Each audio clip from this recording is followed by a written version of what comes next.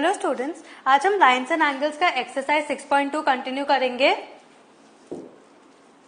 In figure 6.31, if PQ is parallel to ST, angle PQR is equal to 110 degrees and angle RST is equal to 130 degrees. Find angle QRS. आपको क्या find करना है? आपको ये angle find करना है, ठीक है। तब देखो, आपको क्वेश्चन में एक हिंट दिया है, draw a line parallel to ST through point R। मतलब क्या बोल रहा है, R पॉइंट के थ्रू आप एक लाइन ड्रॉ कर दो that is parallel to your ST, ठीक है। और मैं इसको नाम दे दूंगी E एंड F, ठीक है। तो अब क्या पता, PQ is parallel to ST, ये तो क्वेश्चन में ही दिया है। सिमिलरली अब EF is parallel to ST, हमने अभी ड्रॉ किया, उससे देयरफॉर क्या पता चलता है कि PQ is also parallel to EF, correct. तब सब आपस में एक दूसरे से पैरेलल हो गए। आपको चाहिए फाइंड एंगल QRS। अब QR is a transversal obviously, so since QR is a transversal, so alternate interior angles equal हो जाएंगे, that is angle PQR will be equal to angle QRS, correct.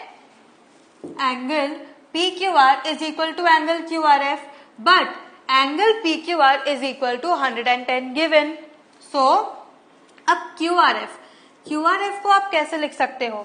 QRF can be written as QRS plus SRF, correct? QRF can be written as QRS plus SRF, but अभी आपको दोनों ही values नहीं पता। Don't worry, this is very easy. So यहाँ पे QRF is equal to 110 degrees. Again, EF is parallel to ST, EF is parallel to ST, and यहाँ पे क्या SR हो गया ट्रांसवर्सल आपका। So, angle RST plus angle SRF is equal to 180 degrees, correct? Angle RST plus angle SRF is equal to 180 degrees. Sum of interior angles are supplementary. So, RST कितना है? 130 degrees. So ये क्या हो जाएगा, 130 degrees plus angle SRF is equal to 180 degrees. So angle SRF is equal to 180 minus 130 degrees, correct, that is 50 degrees, ठीक है। अब आपको SRF कहाँ पे चाहिए? आपको SRF ये वाली इक्वेशन में चाहिए। क्यों?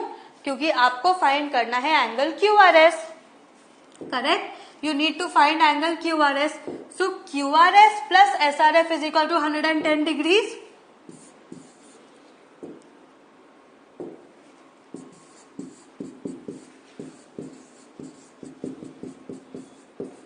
And आपको पता है SRF is 50 degrees.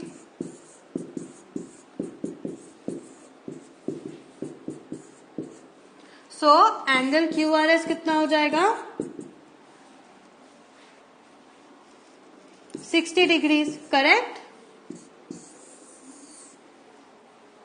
Correct? Next. In this figure, AB is parallel to CD, ठीक है? And angle APQ is 50 degrees and angle PRD is equal to 127 degrees. Find X and Y. अब देखो, जब AB is parallel to CD, मतलब first में PQ is a transversal. When PQ is a transversal, angle APQ is equal to angle PQR. Interior alternate angles are equal. That is, angle APQ is equal to angle PQR is equal to 50 degrees. Correct? क्योंकि APQ is given 50 degrees. Therefore, X is equal to 50 degrees. ये मिला, ठीक है। अब आपको पता है again AB is parallel to CD and PR is the transversal now. अब PR ट्रांसवर्सल है, मतलब angle APR is equal to angle PRD. Again alternate angles are equal. Angle APR is equal to angle PRD is equal to 127 degrees. Correct, same alternate interior angles are equal. अब angle APR को आप कैसे लिख सकते हो? Angle APR is equal to angle APQ plus QPR या plus Y, angle APQ plus Y is equal to 127 degrees and APQ आपको दिया है 50, so 50 plus Y is equal to 127 degrees.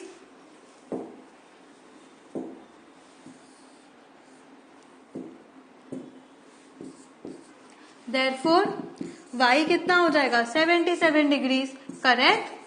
Therefore आपको क्या पता चला कि x is equal to 50 degrees, y is equal to 77 degrees.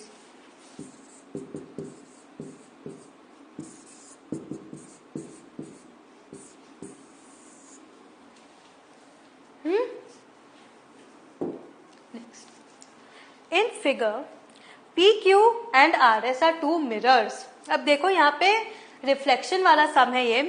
PQ and RS are two mirrors placed parallel to each other and incident ray AB strikes the mirror PQ at point B.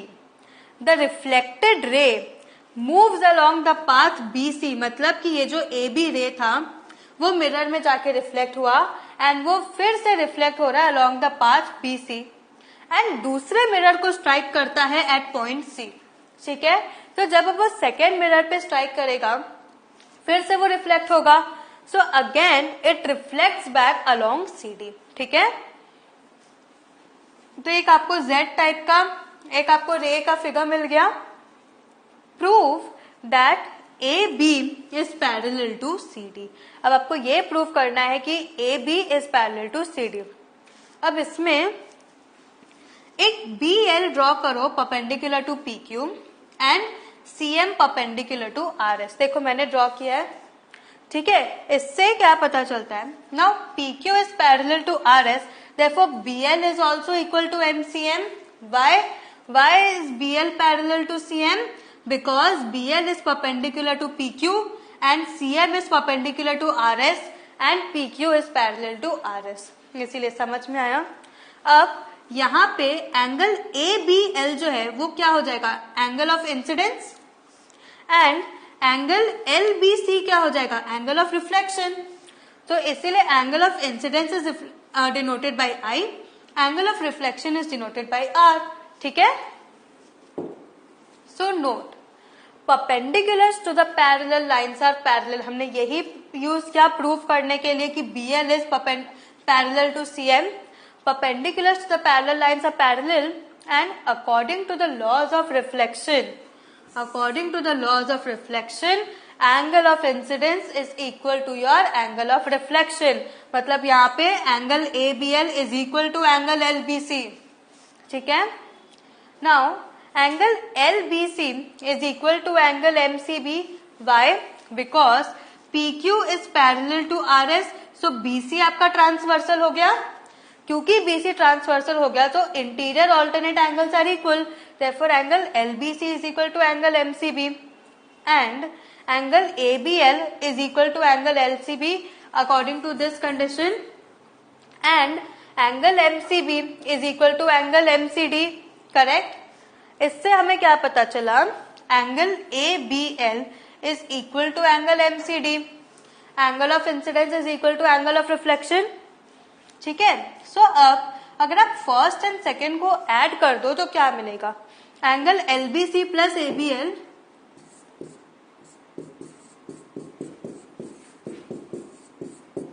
Is equal to angle MCB plus MCD,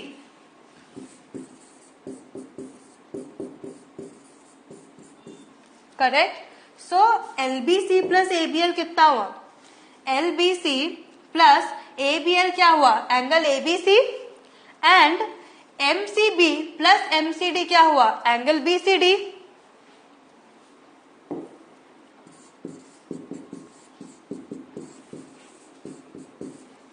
correct.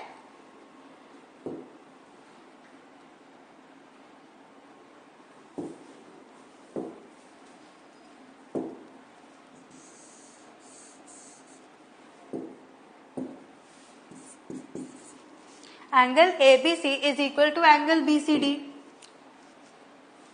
ABC is equal to angle BCD. But ये तो alternate angles हो गए, correct, alternate angles. अब BC transversal है, इससे क्या पता चलता है? It says that AB is parallel to CD. That is AB is parallel to CD. Hence proved. So what have you learn today? आज हमने आपका एक्सरसाइज कंप्लीट किया. इसको अच्छे से प्रैक्टिस करो, तभी आपको खुद से सॉल्व करने आएगा. Have a good revision. Thank you.